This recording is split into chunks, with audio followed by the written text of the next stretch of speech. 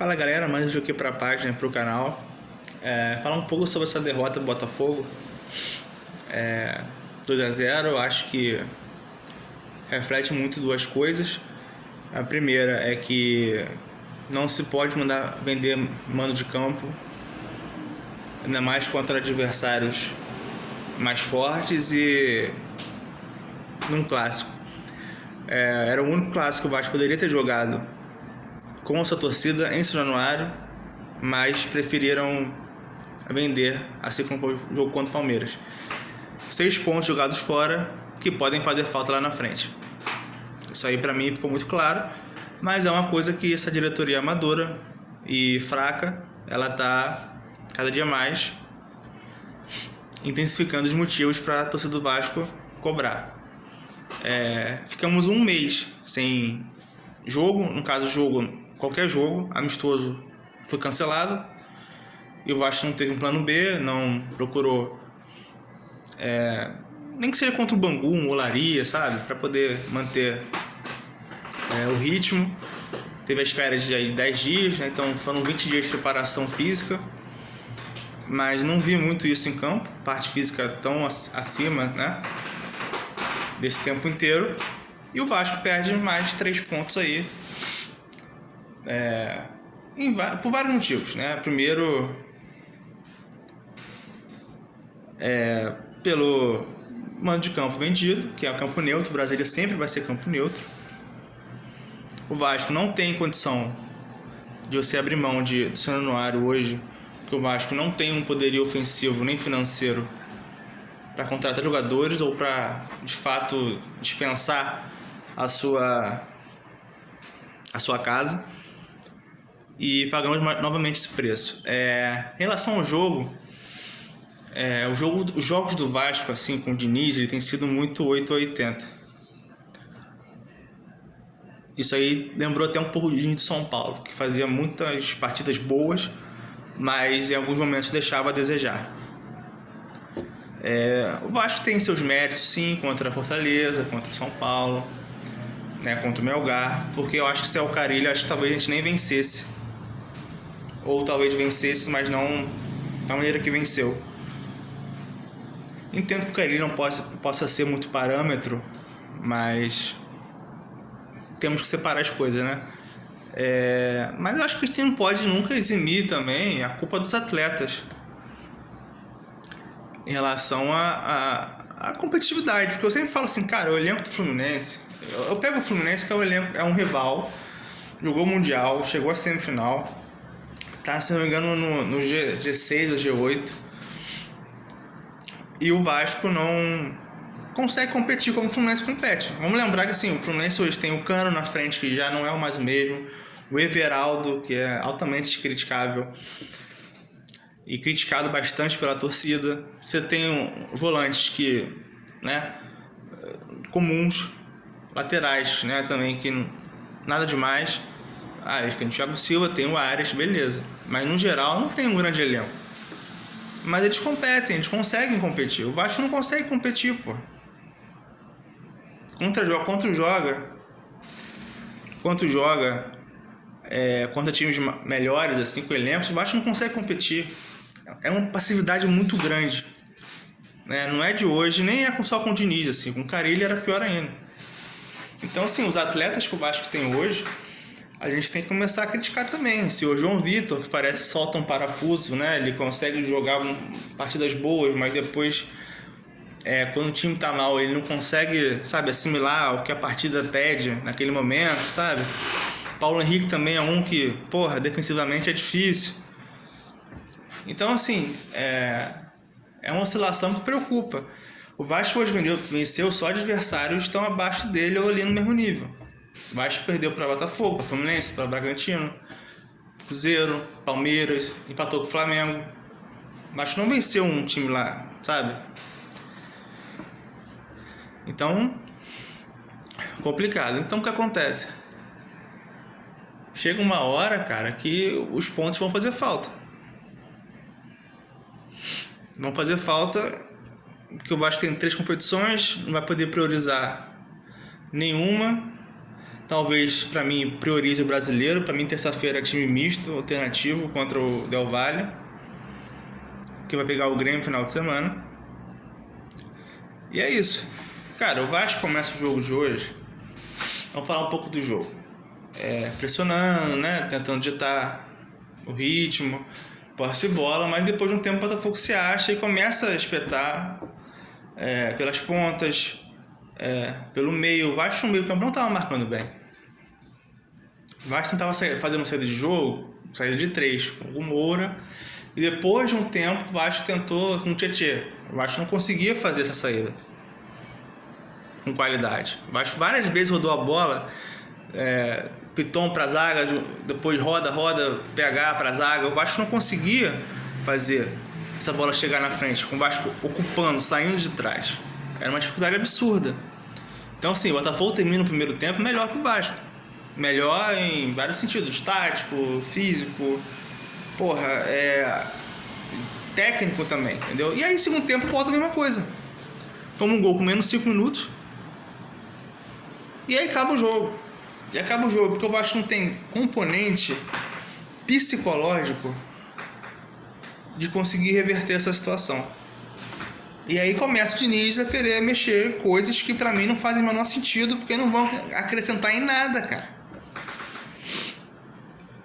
Cara, você tirar o Lucas Freitas, se fosse pelo cartão, beleza, mas tu tira ele e bota o Hugo Moura, que não tem um passe tão bom assim, e é um cara mais lento. Mas o Hugo Moura tá treinando como zagueiro. Dane-se, cara. Sabe quem treinava como zagueiro também e não conseguia render? O Souza. Não é que o cara tá treinando como zagueiro que ele vai conseguir jogar ali. Pra mim, ele não tem cacoete de zagueiro, pô. Essa mudança, pra mim, é inútil, porque não muda de nada. Pra mim, você consegue ficar mais exposto defensivamente e ofensivamente não acrescenta porra nenhuma. Porque no segundo gol, ele tá mal posicionado, pô. Então, assim, não adianta achar que o Hugo Moura vai ser o novo André do Fluminense, que não vai ser. Então para com essa porra de botar os volantes zagueiros que não mudou nada. O Cocão entrou pra nada. Sabe? Aí ele mexe aí daqui a pouco ele mexe uma outra também. Uma só. Alex Teixeira. Porra, pra quê, cara? Tem que o Alex Teixeira vai acrescentar no jogo. 3 anos lá e não consegue. Ele acha que ele vai conseguir ressuscitar igual tentou fazer com o Douglas Costa? Não tem como, não tá rendendo mais, cara. Tenta outro. Bota o Garré, bota alguém da base, bota os cara. Não sei, cara. Mas não tem como você botar ele. Bota o GB perto do Verrete. Não, cara, não dá. Toda vez ele bota o mesmo cara, a mesma substituição. Hoje o time tava muito abaixo. Mas repito, você não pode esperar tomar um segundo gol pra você de fato mexer no time. O Verrete não fez nada. Podia ter saído antes. Nuno demorou pra sair também, saiu só depois com 2-0. E aí? Assim, tá ruim com o Coutinho, fica pior sem ele, parece que o time fica totalmente perdido sem o Coutinho. O time não sabe jogar sem o Coutinho. É bizarro. Aí você tem no banco, o Davis tá voltando de lesão, aí o GB entrou, o Garré entrou, mas aí, sabe, não tem peça por peça. O Ryan sai, não tem velocista. Sai o Nuno, não tem outro pra botar. O Lodge hoje nem do banco ficou. Tá com problema lá, pessoal, que é um cara que corre.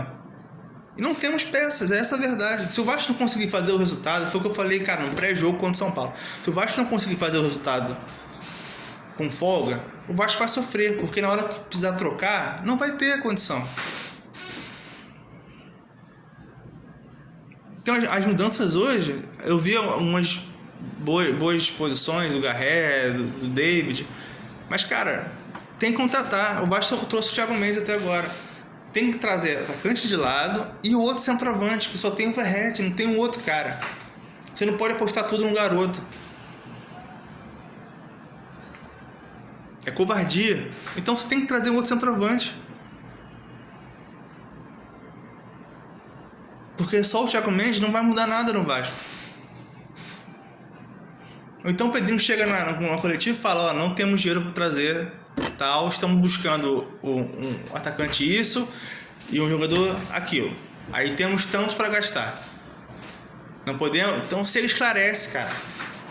Porque, cara, não dá para você levar esse elenco pro brasileiro ou para outras competições. Hoje foi constrangedor o segundo tempo do Vasco. Só, o segundo gol do Botafogo foi assim, tabelinha de beat soccer. Parecia gol de pelado. O cara na pequena área. O cara cruzou de chapa, assim, a bola fez isso aqui, ó. Não foi nem a bola forte. É vergonhoso isso, tomar um gol desse. E ia tomar outros. Então, assim, virou uma bagunça o time. Eu não sei, não vi muita coletiva do Diniz, mas, cara, alguém tem que chegar e falar pra ele, cara, não tem como mais também você ficar toda hora puxando o Ryan pra sair da ponta direita pra ir pra esquerda. Você só vai desgastar o cara, você tem que... Eu repito, o Ryan é o principal atacante do Vasco, você tem que gerar mecanismos pra ele de ficar de frente pro marcador. O Barbosa tava com 2 minutos de jogo, tava com cartão amarelo. O Vasco não conseguiu jogar uma bola pra ali, pro Ryan partir pra cima do Barbosa, porra. O que adianta o Ryan sair do lado que ele tá, que ele joga melhor, pra ir lá pro outro lado, pra gerar superioridade? E daí? Não tem espaço pro cara correr? O que adianta? Não tem porquê. Porra, você já tem o Coutinho lá, o Nuno lá, o Piton lá. Vai tirar o outro cara lá, ele tem que sair da ponta pro meio. Receber a bola no meio, ok, em algum momento. Mas ele sair da direita pra ir lá pra esquerda, às vezes, cara, não tem o menor sentido. Não tem sentido, desculpa. Não tem porquê. Até porque das vezes que ele fez isso não saiu nada. E tomou bola nas costas ali, porque não tinha ninguém pra cobrir. Ficava só o Paulo Henrique ali. Pô, o lado do Vasco é mais forte, é o direito. Então você tem que gerar mecanismos pra você conseguir fazer aquela bola chegar ali. Com o Paulo Henrique no mano a mano ou no Ryan com mano a mano. Você toda hora jogava com o Piton. Aí o Piton não tem profundidade com o Piton. E nem com o Nuno, porque o Nuno não é ponta. Então, Piton, Nuno ia pra dentro, Coutinho, Tietê. E aí tentava virar a bola, só que o Vasco não conseguia nunca virar essa bola pro outro lado. Você entende? Então, assim, repito, o cara é o mais vertical que tem, o Ryan. Contra o São Paulo, o Vasco conseguiu fazer ele pegar essa bola de frente. Porra, como é que no Botafogo o Vasco não conseguiu, entendeu? Porque o Vasco concentrou muito o jogo pelo lado esquerdo. Na segunda etapa, ele pegou algumas bolas ali pela direita. Né? Não surtiu efeito, mas assim, ele conseguiu... As poucas que ele conseguiu pegar foram só no segundo tempo. Foram bolas que ele tava no mano a mano. E você não pode tirar isso dele, pô. Pô, é muito claro. Aí, pô, o Dinho falou, porque o Coutinho sentiu a coxa, o Ryan torceu o pé no treinamento. Então, cara, você nem bota esses caras contra o Del Valle. Já mescla tudo. Porque não adianta. Não adianta você ter um time capenga pro brasileiro pra priorizar a Sul-Americana. Não tem nem momento pra isso. Não tem nem tempo pra você priorizar uma competição agora. Que não seja o brasileiro, tá? Então não adianta nada. Então, assim, foi um mês jogado fora, porque não evoluiu. Porque falaram que houve uma evolução nos 10 dias da FIFA contra o São Paulo. E agora? Não marcaram um amistoso, não conseguiram ter um plano B para o Vasco conseguir manter o ritmo de jogo. Aí você tá pegando um time que ficou, sei lá, 10 dias parado aí, mas jogou um Mundial direto. E é um clássico ainda, tem isso. Então, assim, o que vai acontecer do Vasco daqui pra frente? Ninguém fala nada, ninguém dá satisfação na diretoria. E vamos sofrer. Porque temos Sul-Americana, tem Brasileiro, tem Copa do Brasil. E a parte do financeiro também é importante. Mas repito, o time do Vasco precisa competir mais. Eu falo, cara, o Diniz tem umas teimosias que é complicado de aceitar. Ele não muda as coisas, ele, sabe... tá dando errado, ele insiste ainda. Não precisa inventar às vezes. Então, assim, o ideal é trazer mais um zagueiro, mas infelizmente não tem dinheiro pra tudo isso. Então, cara, traz atacante, traz jogador pra decidir lá na frente. Pra mim é o mais importante.